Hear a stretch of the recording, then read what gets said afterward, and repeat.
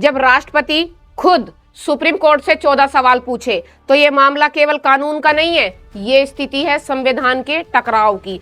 अब सवाल उठता है कि कानून पर आखिरी मोहर किसकी लगेगी, कार्यपालिका की या न्यायपालिका की या तीसरी शक्ति की।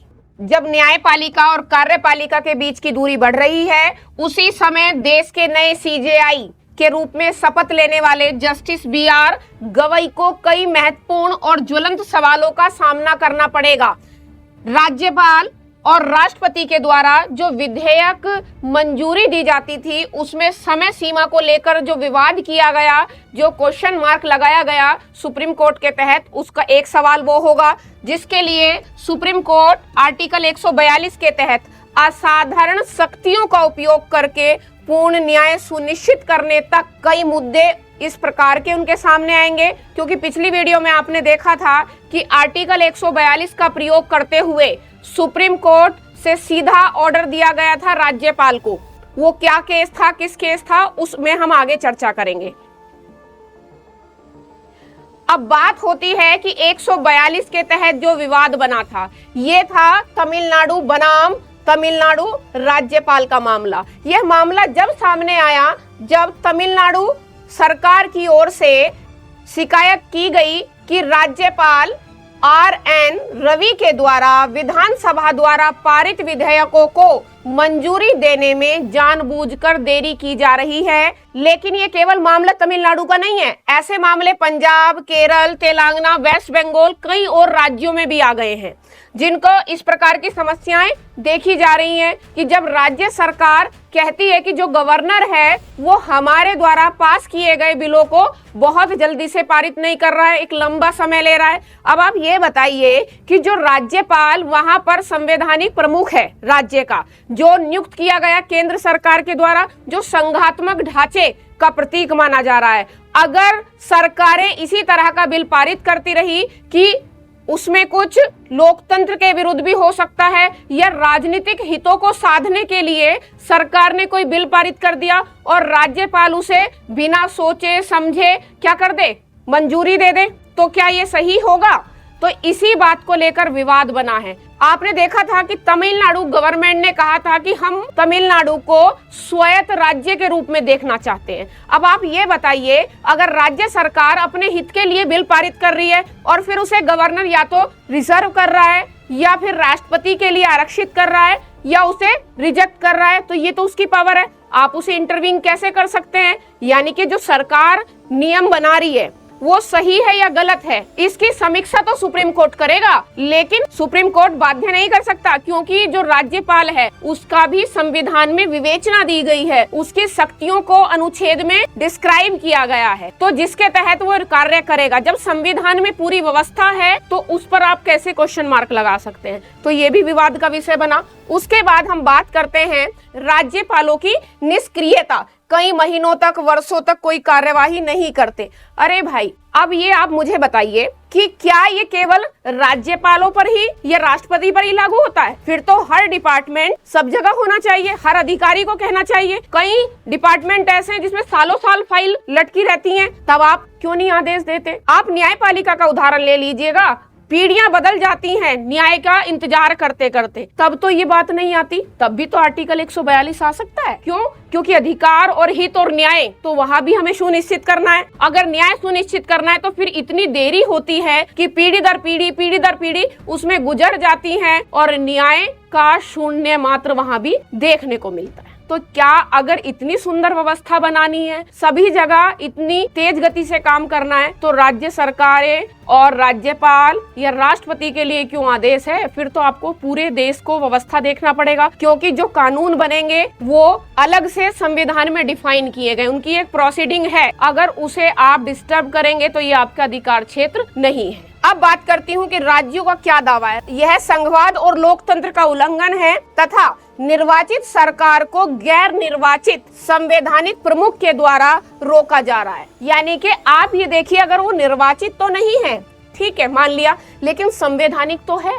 आप जब उसे संविधान के अनुसार संवैधानिक प्रमुख मान रहे हैं तो संवैधानिक प्रमुख की शक्तियां को भी तो मानिए, लेकिन शक्तियां नहीं माननी। एक ऐतिहासिक निर्णय आया सुप्रीम कोर्ट का, जब राज्यपाल और राष्ट्रपति को उन्होंने समय सीमा के तहत कार्यवाही करने के निर्देश दिए, यानी कि जो राज्य विधानमंडल में बिल पारित होते हैं विद इन 1 मंथ उसे पास करना होगा। यदि कोई विधेयक वापस आता है और उसे पुनः विधानमंडल के द्वारा पारित कर दिया जाता है तो विद इन 1 मंथ उसे राज्यपाल को स्वीकृति देनी अनिवार्य है। तो आप देखिए आर्टिकल 200 के तहत राज्यपाल को पूरी शक्ति है कि वो बिल पारित करे, बिल को रिजेक्ट कर दे, बिल को वापस कर दे, या बिल को वो अपने पास रिजर्व रख ले राष्ट्रपति के लिए। आर्टिकल 200 के तहत यदि कोई विधेयक राष्ट्रपति के लिए सुरक्षित रखा है राज्यपाल ने, तो यहाँ राष्ट्रपति को भी नहीं छोड़ा गया। अब इसमें क्या कह दिया कि राष्ट्रपति को विद इन 3 मंथ्स उस पर डिसीजन देना होगा। अब आप मुझे एक बात बताइए, संविधान की दृष्टि से अगर हम देखें तो संवैधानिक प्रमुख है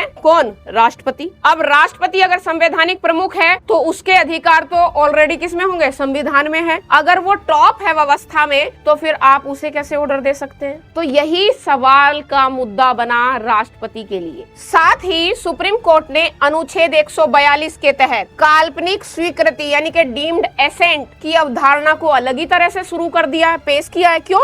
यदि कोई कार्यवाही समय सीमा में नहीं हुई तो ऑटोमेटिक बिल पारित हो जाएगा, फिर ना सरकार की जरूरत रही, ना नुमाइंदगी की जरूरत रही, ना राज्यपाल की जरूरत रही, यानी कि डमी। इसका मतलब क्या है कि आप पूरी व्यवस्था को आपने इनडायरेक्टली क्या कह दिया? यूजलेस। इसकी कोई जरूरत है ही नहीं। ना सरकार बनाएंगे, ना विधायिका का कोई कार्य, ना कार्यपालिका का कोई कार्य, सिर्फ और सिर्फ क्या है? न्यायपालिका ने आदेश दिया, कानून बन गए, चाहे जो जैसा कानून बनाए। तो ये तो एक कहीं ना कहीं राजनीतिक तथ्यों की भी बू आ रही है इस बार। अब द्रौपदी मुर्मू जी ने क्या क्या सवाल पूछे? आर्टिकल 143 सब क्लोज 1 के तहत राष्ट्रपति को यह अधिकार होता है कि वो कानून या जनहित से जुड़े जो भी मामले हैं उस पर सुप्रीम कोर्ट की सलाह मांग सके, और इसके तहत सुप्रीम कोर्ट उन्हें सलाह देगा। इसी आर्टिकल के तहत माननीय राष्ट्रपति ने 14 सवालों का एक पेपर किसके सामने रख दिया? जस्टिस गवई के सामने रख दिया है कि आप मुझे बताइए, क्योंकि आप विधिवेत्ता हैं,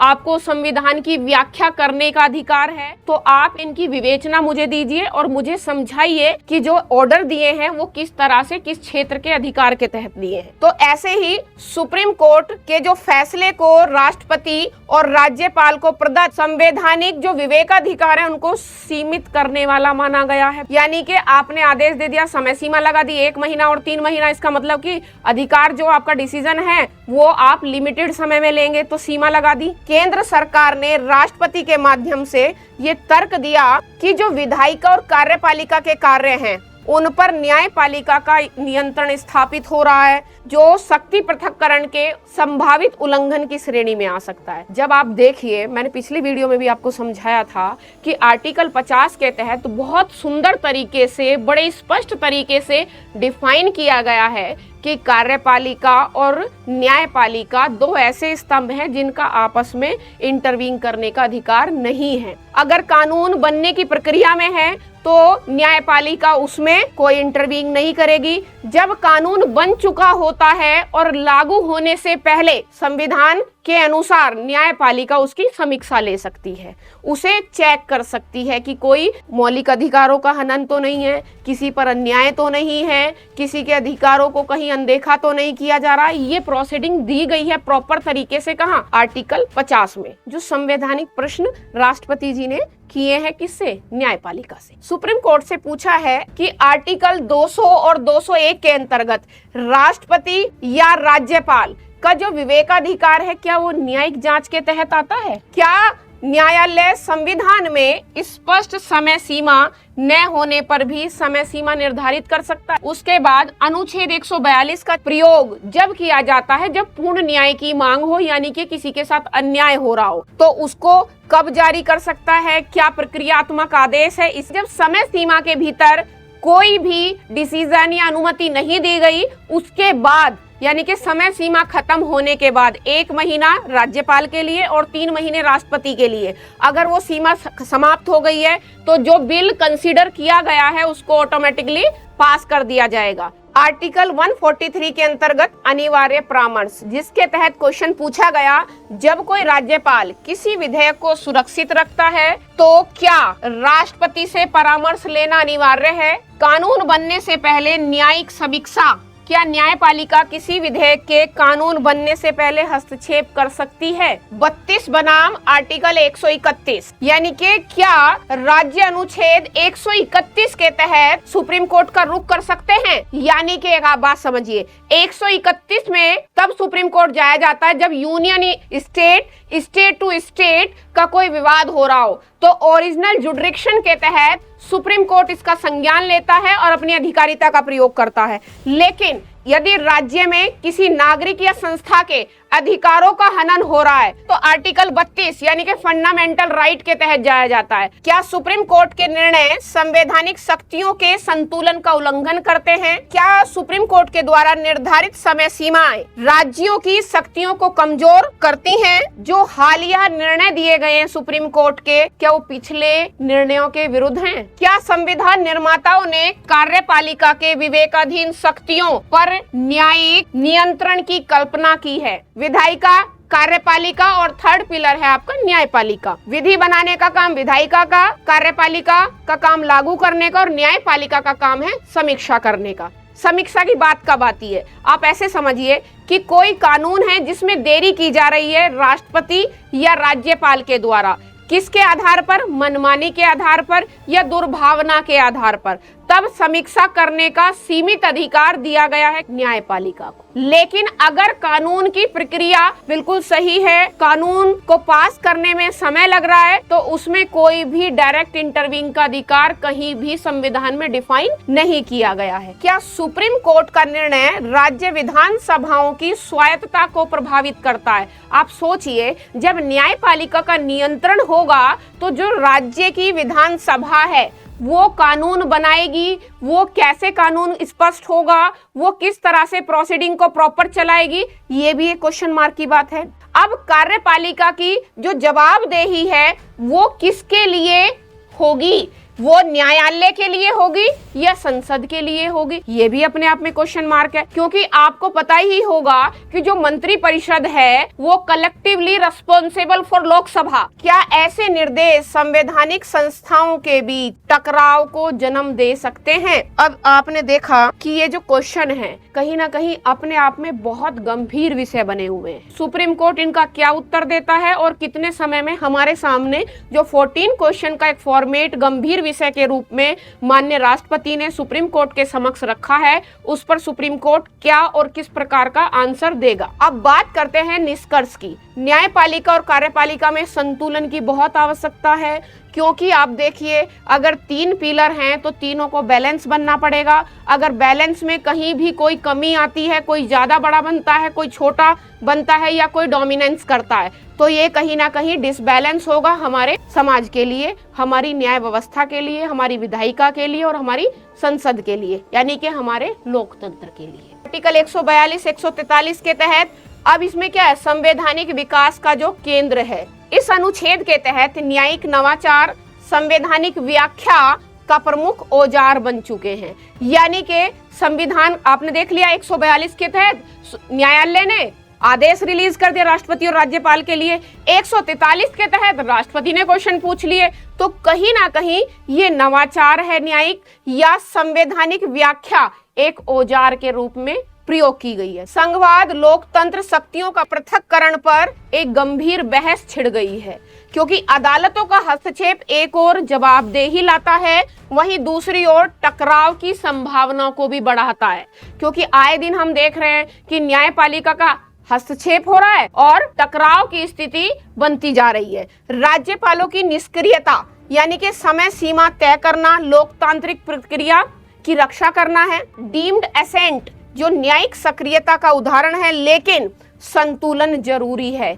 इस कदम से विधायिक प्रक्रिया को गति मिलेगी पर संवैधानिक टकराव की संभावना बनी रहेगी। ठीक है, समय सीमा तय कीजिए, कोई इशू नहीं है, लेकिन आप सलाह के आधार पर अपनी सीमाओं के तहत, एक रेखा के तहत आप क्या कर सकते हैं? इस व्यवस्था को बहुत सुंदर या बेहतर बना सकते हैं। लेकिन यदि ऐसा लगने लगे कि एक संस्था दूसरी संस्था पर जो कार्य करने की प्रणाली है उसे नियंत्रित करती है, तो कहीं ना कहीं टकराव का जन्म होना तय है। इन सब प्रक्रियाओं के बाद, डीम्ड एसेंट के बाद, ना तो लोगों के जो प्रतिनिधि हैं वो कुछ करेंगे, ना उनकी जरूरत है, तो फिर क्यों इलेक्शन कराया जाए, क्यों अपने नुमाइंदों से उम्मीद की जाए कि अच्छी विधि बने और भारत according to rule of law चले।